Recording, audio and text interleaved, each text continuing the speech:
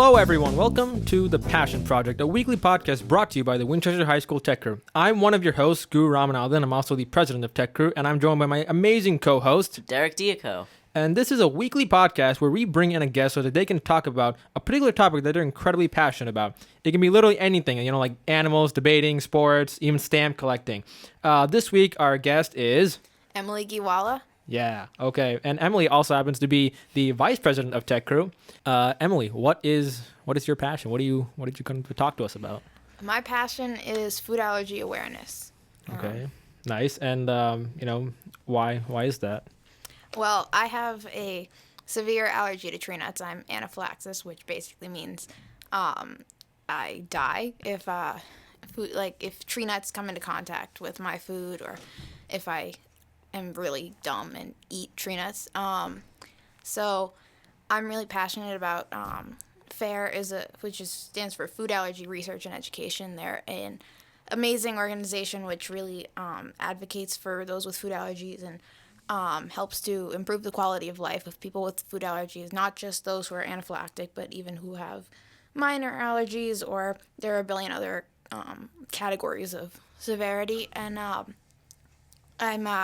they also help educate the public on food allergies and raise awareness and help try to get legislation passed on different issues that affect the community. And they also fund lots of research into finding a cure for food allergies and finding better treatment options and finding what exactly causes food allergies, because people have theories, but no one actually knows right now. And it's quite a shock that no one really knows what causes food allergies. Personally, I think it is because it affects 15 million Americans. 1 in 13 children have food allergies.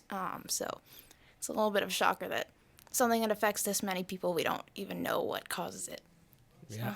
I personally am actually not allergic to anything. Oh, wait, Derek, are you allergic to anything? I'm not allergic to anything. Okay, we're the immune kids right here. Yeah. But the lucky ones. Yeah, basically. I actually have a friend who well, he's not really a friend, but he used to be on Tech Crew as well. He was basically allergic to every single type of nut. It seemed like. I know who you're talking about. Yeah, okay. And yeah. So how long have you been sort of associated with FAIR and working with them and stuff? Well, I used to get their newsletters when I was little, but I never really paid attention to it. But really, starting in 7th or 8th grade, me and a couple of my other friends who also have food allergies, we started participating in the FAIR Walk for Food Allergies, which is basically this huge fundraising event where then you fundraise for this walk, and then you walk 2 miles just to kind of celebrate that you've raised all this money for FAIR, so they can help give out grants for research. They can help them kind of with their education programs and all of the other things that they do. And so we started this walk. We started doing the walk, and ever since I've kind of been a part of FAIR. And also last year, me and one of my other friends who has food allergies, we went to the FAIR Teen Summit, which was in Washington, D.C., which is basically where all these teenagers with food allergies get together and kind of talk about, this is how it is for me with food allergies. Talk about, what can we do to make things better? This is how food allergies are going to be dealt with when you're in college, all that kind of stuff. So, Is an opinion question. Have you heard of the food allergy therapy thing that some people have where my mom has a friend who swears by it, and she's like, my son was really allergic to peanuts, and then he went to food allergy therapy. The food challenges? You mean the where they periodically give you certain amounts of peanuts, something and like then eventually you work up a tolerance, quote tolerance. That works if you have. They only let you do that if there's basically a scale of how allergic you are. I'm pretty sure it's either 1 to 5 or 1 to 10. Either way, I'm the top of the scale. I'm never growing out of my allergy unless some major trauma happens to my body. But those people have a 1 or a 2. They're pretty low, so that's the only time you're really allowed to do that. And so far it's worked for most people who have done it. And basically what they do is you are in a hospital obviously you're in somewhere secure where they can give you an EpiPen if you do have a reaction. But basically, each time they increase the amount of the allergen, whatever you're allergic to, they like increase it like a certain amount each time, and then they like you kind of build up a tolerance. They like to say, and it's worked for a lot of people, but there's still nothing that really helps those of us who are extremely severely allergic. So it's great for those people, but and I'm glad that like they have something to kind of like cure them. But it would be nice to kind of find a not necessarily, because we have the EpiPen, which is basically just epinephrine that you inject into your thigh if you're having a reaction. It's a giant needle that you have to hold in your leg for 10 seconds. But that's already when your throat is closing up and you are passing out and you have hives, potentially. One of the symptoms is actually an impending sense of doom.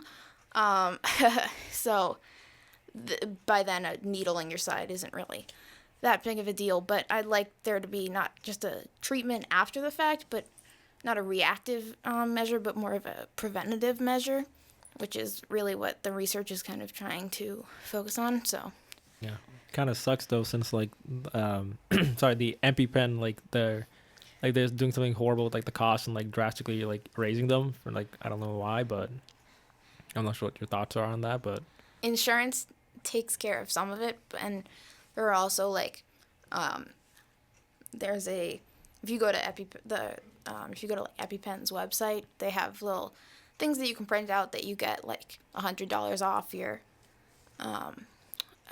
copay, but it's still like significant.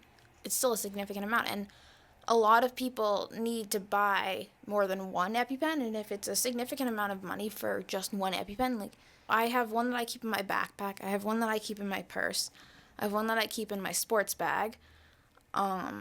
My mom has one in her purse, and we keep one in the fridge, so that's like 5. And I mean, there are people who are less well off than those of us in Winchester that they can't do that. So then they run the risk of potentially forgetting to bring their EpiPen somewhere, potentially having a reaction and not having it with them. So, I mean, I consider myself lucky because, one, I have the money or my parents have the money to buy the EpiPens and the care that I need. And 2, I only have one food allergy because it's actually more common to have a lot of food, like more than one. Once you have one, it's more common that you'll develop another one. So I'm very lucky that I only have one, and it's hard enough to manage. So I applaud those who have more than one that somehow have survived to this day. But yeah, I think it's a little ridiculous that the prices have skyrocketed, especially because there was a product called AviQ, which was basically a smaller version of and it's an epinephrine auto injector, which is the same thing as the EpiPen, but it was a smaller, more compact version, which actually fits in your pocket, and it was really beneficial. Like I didn't have to take a purse everywhere I went, but there was some defects in it, so it got recalled. So now we're back to just having the EpiPen, and it's basically that's your only option besides like not having an auto injector and using a like needle and straight up injecting epinephrine into yourself, which is not great. So it's not a good thing. Yeah. All right. So I know when you were talking about the Teen Summit at Washington, D.C., you were talking about changes that could be made at like the college level. What sort of changes do you think there could be like at the high school and college level? Because I remember like preschool and elementary school, they had things where it was like, you can't bring peanut butter, or because peanuts are something a lot of people are allergic to, or you have like peanut free tables. What sort of things do you think people could like implement at the high school and college and further on levels? I think the high school they do a pretty good job of it. I think the only problem is like awareness, because food allergies weren't really prevalent until like 1997 is where it really spiked. So now all these kids who were born after 1997, there's all of them understand food allergies and know exactly, really, not exactly, but they understand the severity and they understand what it is. But people before then, it was one in every, like, more than 1 in 13 kids. And so it wasn't as prevalent, and people didn't really know about it. And so, like, it's more of educating the teachers and educating people who are kind of older than us who might not understand it. Some of them understand it because they have kids who are in elementary school, who are in classrooms, who don't have, like, who you can't bring in peanuts or whatever. You can't bring in stuff for people's birthdays and stuff like that. So, like, some of them are starting to understand, but other people who don't have kids or whose kids are older than the, like, elementary school level, like, who are already out of elementary school in 1997 hit, they don't really understand. So I think that's the problem at high schools, and that's part of the problem at colleges. But what FAIR is actually working on to fix it at various colleges, and they've started a program, is getting cafeterias on board at different colleges to be, like, allergy friendly, allergy aware, to get the nutritionists on board so that people with allergies have safe options to eat at cafeterias, because a lot of colleges are buffet style, and anyone with allergies knows that a buffet can be one of the scariest things for someone with food allergies, because you don't know who's going to switch spoons, who's going to switch forks, go from one thing to the other, touch everything. You don't know. Yeah. So I think it's just a matter of kind of education. Yeah, I'm also, like, just wondering because, like, as Derek was saying, like, at, like, elementary schools they had, like, the peanut free tables, and I always hated those because it didn't affect me personally, obviously, but, like, it's just kind of, like, sad when you just kind of during lunch, when it's just like a communal time and, like, all the friends can get together, you have to, like, seclude, like, a section of kids, like a very small section of kids, just off to, like, this one lone table just because of their allergy. So I'm wondering for you, like, having had your allergy basically your whole life, like, how that's affected you, like, basically throughout, like, elementary school and then, like, up to now, maybe, like, how it's, like, affected, like, interacting with others and, like, parties and whatnot. Yeah, I mean, I sat at the peanut free table for a day, but I'm allergic to tree nuts, which not a lot of people know, but peanuts aren't technically tree nuts. Peanuts are a legume, so they're more closer to like hard peas in a shell. Also, hence the name tree nuts. Peanuts grow in the ground. Tree nuts grow on trees. So they're more of like cashews and almonds and stuff like that. So I never sat at the peanut free table because I sat there for one day, but then I realized I like bringing peanut butter sandwiches, and I can't do that if I sit at the peanut free table. Also, there are only 4 kids who sit here, so I'd rather go sit with my friends. So I never had that problem. And personally, I mean, it's great for the people who have severe allergies and like are really paranoid. But I honestly, I am glad that I never sat there, because it taught me how to be. It taught me how to be mature in handling my allergies. It taught me how to manage my personal space, how to manage my eating around other people who have food that isn't safe, how to be in the same room as things that aren't safe, and it taught me that. And I have some friends who are still wary about stuff like that because they sat at peanut-free tables and because they never had that experience. And I think it's also a credit to my parents, because as I got older, my parents would have me start ordering at restaurants and saying, I have a food allergy, I have a tree nut allergy, you need to do this, this, and this. So they taught me that. So now when I go out with my friends and I go out by myself, I'm not afraid to go to a new place and ask, is this safe? Meanwhile, I have some friends who only go to places they know because their parents have checked it, and they don't go to new places unless their parents call ahead or they check first. My parents didn't really know this sort of I think it's a lot stricter here. That's sort of like food allergy policy in Winchester than in other towns, because on my birthday, because when I lived in Woburn and stuff, on my birthday and everything, my parents would they would bring in cake or cupcakes for the whole class and everything. I didn't care. It's it was a whole fun thing. And then the day in 3rd grade, because I was new and they didn't know about it, my mom brought in this whole giant cake, and then my 3rd grade teacher, she just told her oh, you can't have that here. because it was just the whole allergy thing, and it just kind of Yeah, Yeah. I mean, personally, I mean there are some people. I think also, like I was saying before, I'm less paranoid about the food allergy things. Probably because I never sat at the peanut-free table, so I've dealt with keeping my space nut-free, but having people around me have nuts, and I'm not really that afraid of it. But I think like I don't have a problem with people having nuts in the classroom. Well, nuts I do, but like if people are gonna bring in a cake and it's not safe for me because it's like manufactured in a place like in a facility with tree nuts, I can't have that cake. But it's the same as when I went to birthday parties when I was little, when I was in elementary school. I would bring my own cupcake. My mom, like, she's amazing, and she would bake cupcakes, freeze them, and then before I had to go to a birthday party, take them out of the freezer, and I'd bring that. I'd bring my own dessert for things. So I mean, I don't know.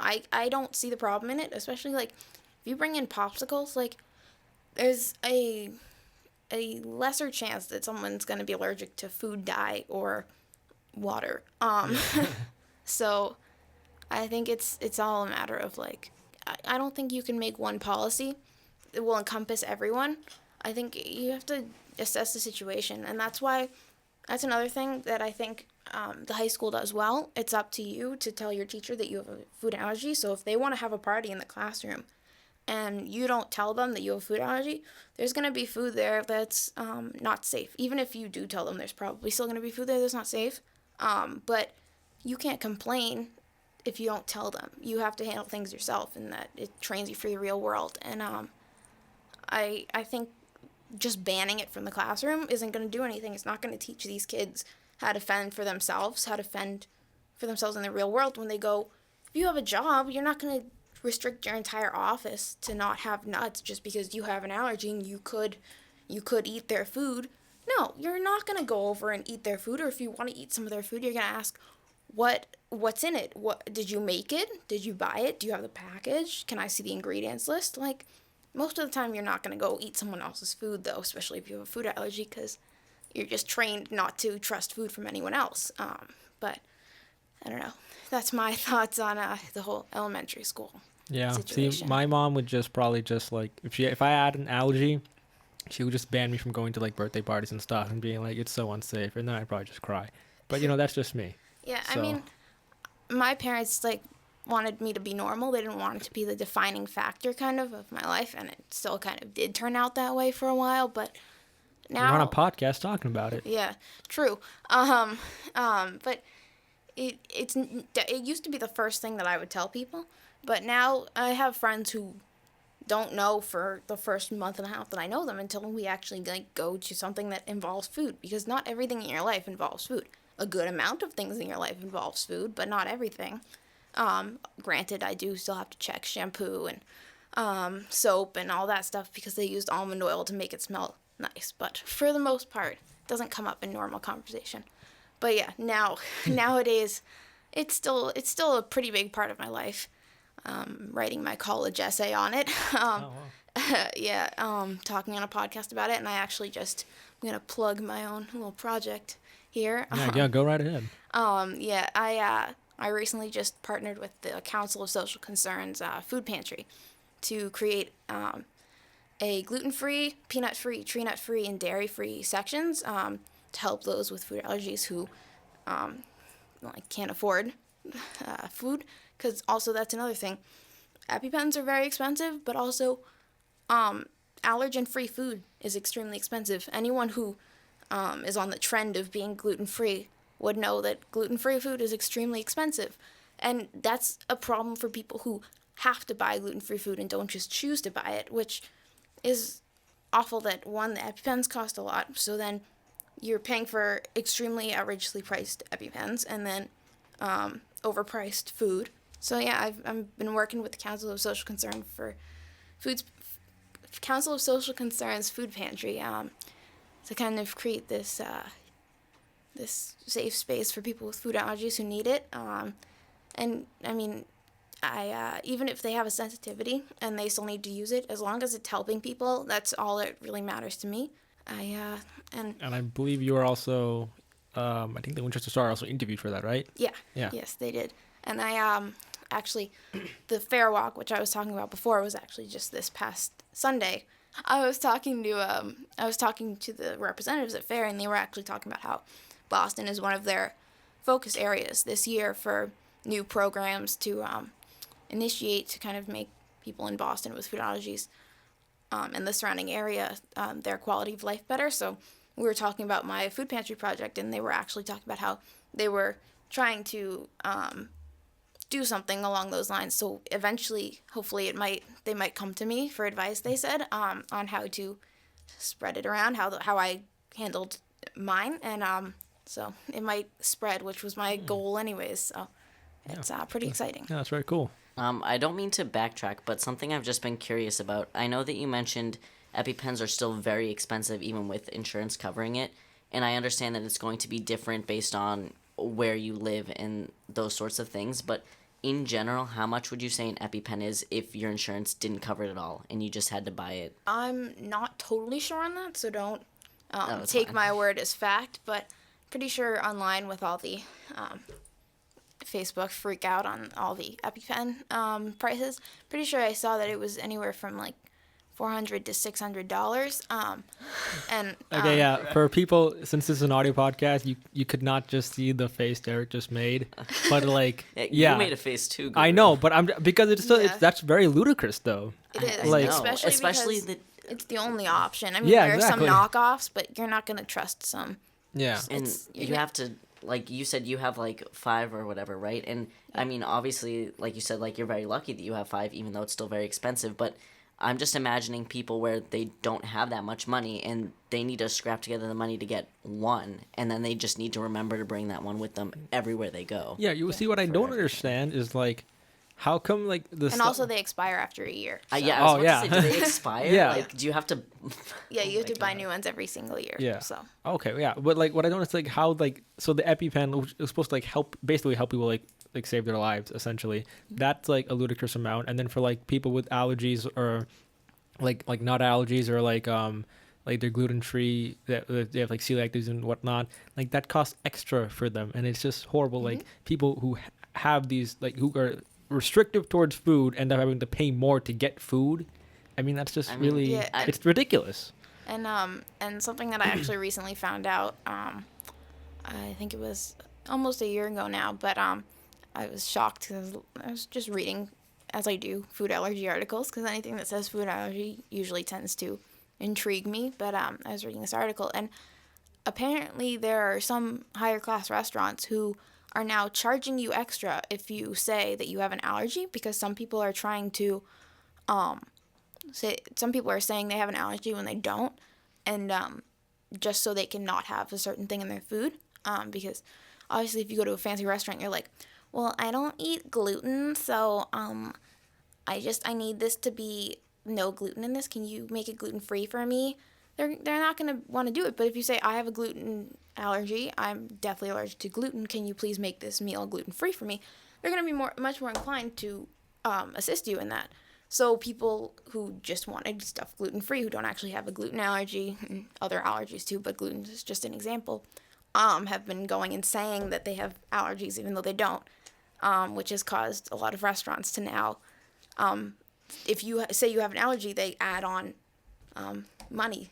They But- add on, they I mean- charge you more. So I understand because, not that they charge more, but I know that there's a difference between if you ask, oh, I want this food gluten-free versus I am allergic to gluten, because they have to do a totally different preparation process. And I think that they should accommodate the customer who's coming to their store and buying their products. And if anything, they should charge the people who don't have an allergy but just want it made differently if it is that much of an issue. And it's... But the thing is, they can't tell outrageous. now because people are, even the people who don't have an allergy are saying that they have an allergy. So it's not all restaurants. Most restaurants don't do this, but a lot of like high class restaurants are starting to do this, and it's a little ridiculous. On top of that, then you get servers who don't understand food allergies, and you say, I have a tree nut allergy. Is this safe? Or is the chicken parm safe? And they go, well, it doesn't have nuts in it. And you say, well, was it prepared on the same counter where it could have come into contact with nuts, was that where the breadcrumbs produced in a facility with nuts. It's a billion different factors. You have to check the ingredients on everything. You got to check with the chef. The waiter can't just say, well, it doesn't have nuts in it, so I think it's safe for you. Like, it doesn't have nuts in it, but if it comes into contact with nuts, I will still have a reaction. So Yeah. Actually, though, I do want to one quick story about like servers who they don't understand the whole food thing. Last year, so I happened to go to prom last year, and it was at the I'm forgetting what the hotel name is, but this really fancy hotel in Boston, right?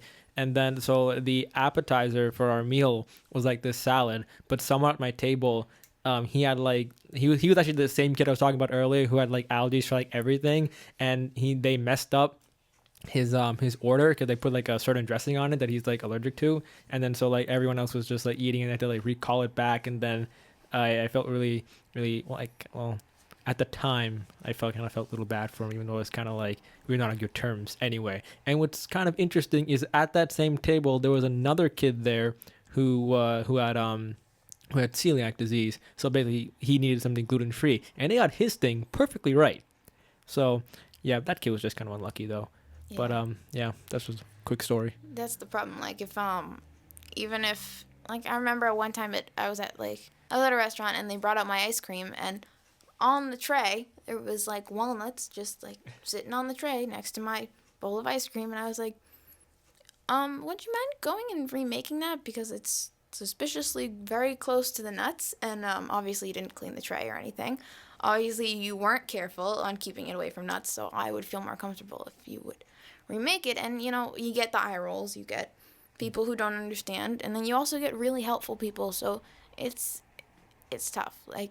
There are sometimes where I really break down, and I really hate having food allergies, and then there are other times where it's helped me make some of my closest friends. It's given me something that I'm passionate about. But there are times where my friends are all having something to eat and I can't. They're all having something that's really good according to them, and I can't find any safe options. So that's when it's a little disappointing, especially if it happens a couple times in a row where people are not aware of food allergies or not receptive to them. It gets taxing, but people are becoming a lot more aware nowadays, so it's definitely happening less and less that I kind of have a breakdown after not getting anything safe. But that's life. We're all dealt certain cards that we have to deal with. So. Well, I hate to get dark, and I hate to bring it back to the price thing, but I think one of the big issues, with restaurants, the price of the EpiPens, other things like that, is that you can't put a price on life. If you need a pill to live and someone says it's $3 exactly. for every pill, you're gonna pay it because it doesn't matter. And that's even an issue across countries where some people get their medication imported because it's just cheaper in another country. But with the restaurant, if obviously, like you said, it's not every single restaurant, but higher class ones. But if every restaurant did it, are you just never gonna eat out again? Exactly. But are you gonna die? And that's, I didn't even really think of the effect of all of this, heightened prices, heightened amounts that you have to pay, the amount that it really takes out of your budget, having a food allergy. But after the teen summit that I went to, I started thinking wow, there's still a lot of problems in the food, not in the food allergy community, but around food allergies in general, and that kind of led me to, then I couldn't go to a soup kitchen because there was food there that wasn't going to be safe, and I didn't want to serve food that wasn't safe because it was a volunteer opportunity and I couldn't take it. But then it got me thinking, well, these people who need to go to soup kitchens, who need to use food pantries, food banks, whatever, how do they manage? They don't have anything really to help them along. I mean, there are some, but it's very difficult for them, and they're already in a difficult situation if they need to use a food pantry or a soup kitchen. So there's that. But then also the Teen Summit, it definitely opened my eyes to a lot of issues. How if someone's having an anaphylactic reaction, they're going into anaphylactic shock, which basically just means that you eat a tree nut and you're having a reaction. They you have to, when you call 911, you have to say that the person is having a reaction and to send a ambulance that has epinephrine and that has someone who can administer epinephrine, because not all EMTs can administer epinephrine. So if you get sent an ambulance that doesn't have epinephrine and doesn't have someone who can administer it, then what was the point of calling the ambulance? Then it's kind of ridiculous, that kind of stuff. And also on airplanes, they don't have auto injectors on airplanes. They have the epinephrine in like a little jar, and you have to like manually inject it. And the flight attendants aren't trained. I'm pretty sure the captains aren't trained. Basically, they have to ask the flight, is there a doctor on board who can do this? And it has to be a medical doctor, obviously, which is a little ridiculous that flight attendants should be trained on how to do that, because God forbid there's no doctor on the flight. They're not even gonna let the parent do it, the parent of the child who has the allergy, who's pretty much an expert by now, or not even the parent of a child. The person who has the allergy can't administer it to themselves either. So it's there are a lot of issues surrounding stuff with allergies that I was made aware of. So also found out that if you don't take an ambulance to the hospital when you have an allergy, you could potentially not be seen right away when you get to the emergency room. One person was telling a story of how he literally had hives all over his body. You could tell that he was having an allergic reaction. He was having trouble breathing. His friend drove him to the hospital because it was 5 minutes down the road. He gets to the emergency room and he gets there and he says, "I'm having an allergic reaction," and the person at the desk says, "Okay, here, fill this out. Go sit in the waiting area." And it wasn't until he literally passed out and fainted that they were like, "Oh crap, we should probably go help him and bring him in right away because he's dying."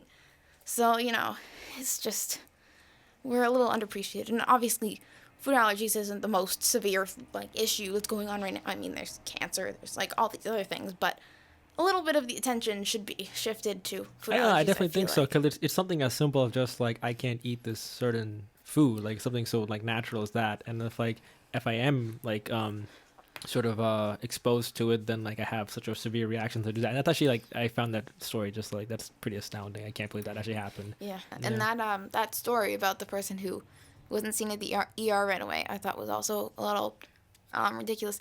He had a reaction because he was allergic to shellfish, and he was drinking wine, and apparently the barrel that the wine was stored in before it was put in the bottles had it was there was something with shellfish in the the barrel's structure or something along the basically something.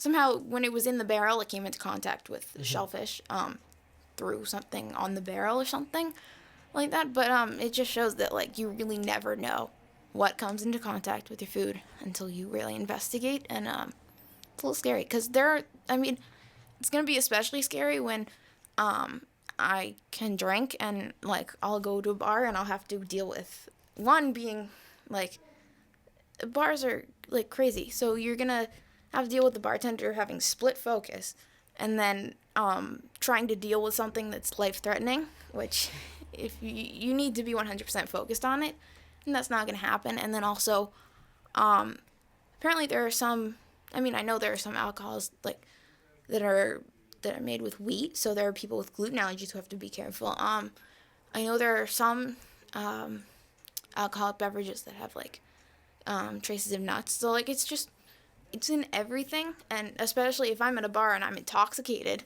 I won't be able to handle myself very well. I won't be able to be as alert or as aware. It's scary, which is probably why I haven't, I don't get invited to parties, but that's a whole nother Oh, you're also issue. underage, But, so yeah. you wouldn't drink But, at all, right? yes. Oh wait, Wink, what? wink. Teenagers drink at parties? But that's probably why I never feel pressured to do anything I think like that means the moral of her story is kids don't drink. Exactly. But yeah, also I think it's done wonders. Food allergies. people always say, oh, food allergies are so hard to manage. Oh, they're such a like awful thing. But I mean, they're also kind of a blessing in disguise because they teach you a lot of things from a young age. They teach you, well, one, I don't give in to peer pressure, especially with food. I'm not gonna. So it's either peer pressure or death. So Pretty much, people. If somebody's like, "Oh, why don't you just try a little bit of this cookie?" Like, I'm pretty sure it doesn't have any nuts in it. Well, are you 100% sure? No, it's fine. Just try it. You'll be cool if you try it. No, I'm not gonna do that because I'm not gonna put my life at risk. And knock on wood, but I've never had a reaction. I was diagnosed at 18 months old, and I've never had a reaction. And now I'm 17, and in all those years I haven't had a reaction, but there are some people who have multiple reactions a year, and luckily I've managed it pretty well. But it's it's a blessing and a curse because it does teach you to be aware of your surroundings. It teaches you. I mean, I definitely grew up a lot sooner than a lot of my peers.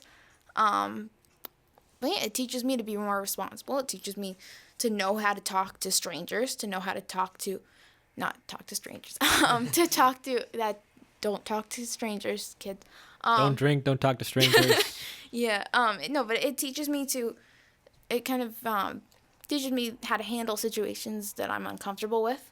How to really, how to deal with people and deal with the real world because I've had to deal with that since I can remember. So, yeah, and Yeah. I was actually also wondering, to quick backtrack to when you were talking about college and stuff, and I know you said you're writing this for your college essay, but I'm just wondering also because I had friends last year who they had to choose some of their colleges, their top colleges based off of also the meal plan. And I'm just wondering, is that also having to that also affecting your list of where you want to go, because you have to go to just where it's more safer basically. Yeah, definitely. I mean, it's more of a factor.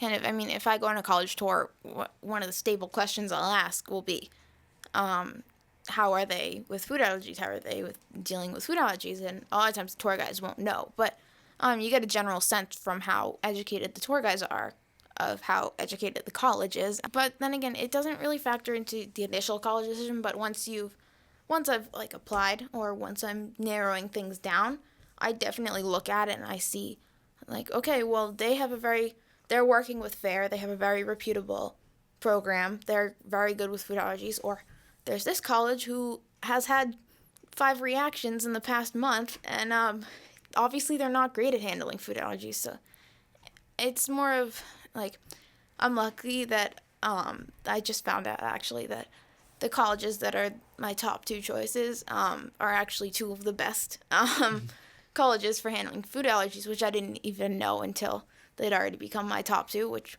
was just lucky. But I mean, I can't even imagine if my top choice ended up being something that was horrible with food allergies, and I would have to choose against it. I guess it's probably not the smartest way to go about choosing colleges, is to not look at the allergy method, the allergy things first. But honestly, it's not something you always think about. Yeah. So, it's a prominent part of my life, but it's not the only thing in my life. So, out of curiosity, you said you were diagnosed at 18 months old. Was it just routine testing? Was it the scratch thing on your spine? I don't even know how that works. Oh my gosh, I'm. Wait. What do you mean on the spine? No, On your I've back. seen things where it's you lie on your side. To get tested for food allergies, you can either get a blood test, or you can get it's basically called a scratch test. Basically they I don't know, section off your back. I think it's a paper that has different things on it. Yeah. That they Basically I think it's called the cupping method or something. I don't know. Basically they enclose a certain part of your skin. They put something over it, and they introduce the allergen to just that section of your skin, and if that section of your skin has a reaction, then you're allergic to it. But the problem is some people, I'm not allergic by touch. Some people are. Some people are airborne, which means they can't even breathe in. If someone were to heat up a pecan pie in the microwave and then they smelled the pecan pie smell, they would have a reaction. Luckily, I'm not that. That's even harder to manage. So I used to love the basil pesto that my mom made. And then one day she bought it from the store. Didn't think to check for nuts if nuts were in it because, hey, I mean, she doesn't have a kid with nut allergies. She doesn't have a kid with allergies. What are food allergies? Like, nobody knew, really. Like, nobody knows. If you're, well, like I said, after 1997 is when it really picked up. Before then, people don't really know what it is. So, she bought the pesto, made it for me, and I had hives and a diaper rash and all this stuff. It wasn't going away for a couple days, and so my mom brought me to the doctor, and they had an allergist test me, and what do you know? I'm allergic to walnuts, and so if you're allergic to one kind of tree nut, they say stay away from all of them because obviously they're very similar. So no, we don't actually know, or we didn't actually know for a while if I was allergic to all nuts, but then we did. You periodically do blood tests to see if your numbers go down. Mine continuously increased. But we did eventually test for all nuts and allergic to all nuts. So, But yeah, some people do the scratch test. Some people do blood testing. Blood testing, I feel, is more effective because food allergies, not a lot of people exactly know what food allergies are, but basically it's a disorder of the immune system where basically your immune system tries to fight, like if there is a certain food, it thinks that it's an intruder, it's a virus, so it tries to fight it and essentially fight yourself. That's basically how I've come to understand it. So that's actually why if you get a bone marrow transplant, if the donor had a food allergy, you could potentially get that food allergy, or if you had a food allergy prior to the bone marrow transplant, you could potentially lose your food allergy because it's your bone marrow that's making your blood cells, so, and that's what your immune system pretty much is, so, yeah. I think I've asked everything. There's nothing else I particularly have in mind. It was very enlightening. Because the extent of my food allergy education exactly. was a video about a seal at the zoo who was allergic to fish, and so they fed it meat fish, and then one day someone accidentally gave it like a real fish because it was like some elephant, and they were like, "Mom, I'm sad because I'm allergic to peanuts," and she like told him this story. I don't know. Okay. That was it. That was it. For me, it's like I just have friends who just say like, I'm allergic to this, I can't do this, this and that. But like this was enlightening because like I'm glad there's like to hear about like FAIR and all the like the extra efforts being made, and like hopefully that does get more awareness, and also like your food pantry thing. I hope that also gets more awareness as well. Yeah, people should just read. I think like it's just go to the Winchester Star like the website and you just look up the article. It's like or just contact Emily. Yeah, Emily Gheewalla. You can send food or monetary donations to 62 High Street, Winchester, MA, and I will soon be setting up a bank account, but I'm still getting on that. So for now, you can write checks to Emily Gheewalla with food pantry, allergy-free section in the memo line, and gonna plug my own little thing. So we have a lot of gluten-free stuff, but we definitely need a lot more tree nut-free, peanut-free, and dairy-free things. So if anybody feels like donating, that would be. Yeah. Oh, and also great. Do you wanna? No, this is just like a little thing. I mean, you wouldn't know because you haven't eaten things that do have tree nuts in them. But do you ever get foods that are like something or other free and then they just taste awful, or do they taste like okay? I mean, actually, yeah, because I have a friend like one of my friends was like, you have to eat only gluten-free stuff. At first, he hated it, and then he just kind of got used to like having to eat like those types of foods. Yeah, like I've tried gluten-free pretzels and they taste horrible. But like my mom one time made gluten-free cookies for the same friend, and I thought they were so horrible, like the worst things I had ever eaten. Yeah, I also think it's kind of sad when people like make fun of like if people I feel like the way people make fun of like people with like allergies is like they make up like, oh, I'm like allergic to this random thing, I'm allergic to that random thing. First of all, don't even get me started. But second of all, I actually have a statistic right here that about a third of kids with food allergies report that they've been bullied because of their food allergies. It doesn't That's make not- sense to bully someone for something Yeah. they're born with, because Kids are just mean, man. Yeah, I didn't even realize that bullying with food allergies was such a problem until I went to the Teen Summit, because luckily I haven't experienced it here, but apparently it's a huge problem that people still in 7th and 8th grade are getting bullied. They're getting, like, peanut butter sandwiches waved in their face when they have a food allergy, or they're being, like, followed and things like that, and it's, like, severe bullying because they have a food allergy, and it's frightening, one, to get bullied in general, but two, when it can seriously threaten your life, and someone's not understanding that, it's not a good thing. And the way that, like, media portrays food allergies is sometimes a great thing, sometimes a horrible thing. I remember, like, my mom was really outraged when I don't know if anyone remembers, but Cloudy with a Chance of Meatballs, when that movie came out, and she was a little the food allergy community was not too happy with that movie because towards the end, one of the characters who has a peanut allergy,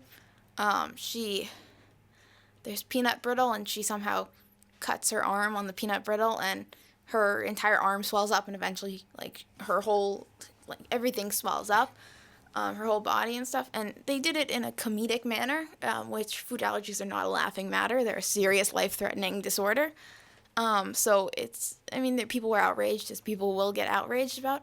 Just like in Meet the Robinsons, which is throwing it back because it's a really old I love that movie. I think I know what you're I about love to that talk movie about. too. But yeah, in one of his adoption interviews, there's some person, like, one of the prospective parents has, like, a peanut allergy, and there's something with a peanut butter sandwich. I don't totally remember it. I just remember my mom being outraged. And Peanut butter and jelly gun. Yeah. That he was Oh trying my to show god, them. yeah. and basically it was just a very comedic representation after the fact of, like, that person having a reaction to food allergies, and it's not good, because Yeah. if you see stuff on TV as Yeah, funny, especially, like, I feel like, especially in, like, cartoons and stuff, they really do portray it of just like, oh, someone has an allergy, and then Yeah. they just, like, for the rest of that sort of episode. Oh, look, they're all swelled up and yeah, puffy. yeah, Like, exactly, and exactly. instead of, Cloudy with a Chance of Meatballs was good in that they got the character back to the, like, rocket ship or whatever, I don't know, and, like, did give her the EpiPen, so they were showing, like, the right steps, but they showed the physical representation as in a comedic manner, which wasn't great. I mean, they did make up for it by showing the proper steps that you're supposed to take, but they also didn't take her to the hospital, which you really should do. A lot of people don't go to the hospital after having a reaction, but you can have a secondary reaction anywhere from, like, 24 hours after having your initial reaction.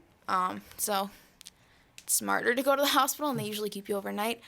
So I've heard. But yeah, I mean, there are shows that have done a great job, but there are also shows who have portrayed it as a joke when it's not a joke. All right, Derek, do you have anything else to add here? Not really. I think Emily did a great job of talking about why research and awareness matter, because there's just, awareness is a big issue, because everyone's like, oh yeah, I know about food allergies, and they Yeah. like, don't. Yeah, exactly. Especially, I guess, like, we're talking about, like, the cartoons and stuff. Like, at least our generation, like, we were growing up with sort of cartoons who, like, have portrayed this in, like, very, like, a poor comedic manner.